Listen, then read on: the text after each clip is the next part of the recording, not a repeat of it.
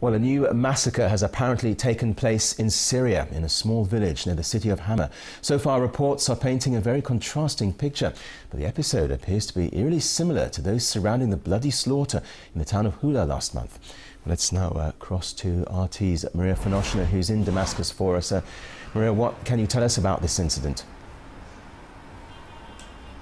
Well, Kerry, there is even more confusion about this latest massacre here in Syria than all of the previous ones, and a lot of the details of alleged witness accounts and video just don't match.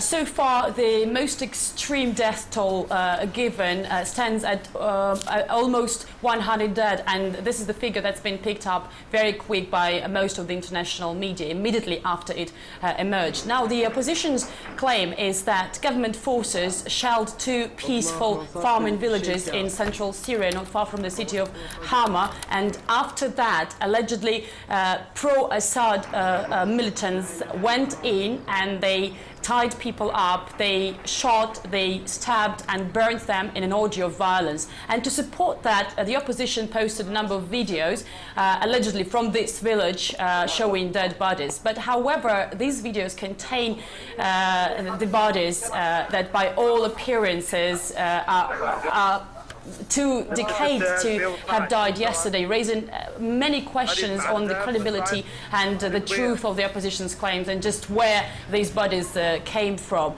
On the other hand, the Syrian government has a completely different take on what happened in Syria. They say they got a call from local residents asking for help after militants took over the village. The army has been stationed in this area. They've been reporting beforehand that they are preparing for an anti-terrorist operation. So after that call, they immediately launched this operation, and we are receiving right now official reports from official sources in Hama that after the army went in, they discovered 9 bodies of civilians, and following the clashes that occurred after that, 2 officers have been killed and 5 others have been injured. So as you can see, both sides are pointing the finger at each other, while witnesses reports just contradict each other about who was responsible. And without a credible investigation right now, it's too early and just simply impossible to establish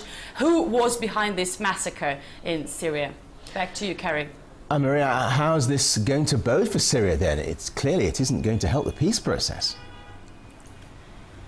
Yes, what's striking here in this story is, of course, the timing of this so-called massacre coming as Kofi Annan briefs the UN Security Council on Syria today. And there are a lot of similarities in this story with Hula massacre last month that happened exactly on the eve of Kofi Annan's arrival to Syria for talks with Bashar al-Assad. Back then, the initial media reaction that simply took the rebels side and their claims as true actually jeopardized the 6-point peace plan, and the Free Syrian Army, the biggest and the most well-armed rebel group in the region, used this massacre to withdraw from the internationally approved ceasefire and to resume the military operation against the government forces. And also there are many questions on what possibly Assad can gain from being behind these massacres, something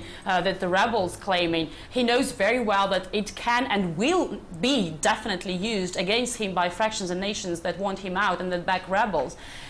So we know that just yesterday in Istanbul there was a meeting of the nations that back the rebels, and it's reported that they, headed by the U.S.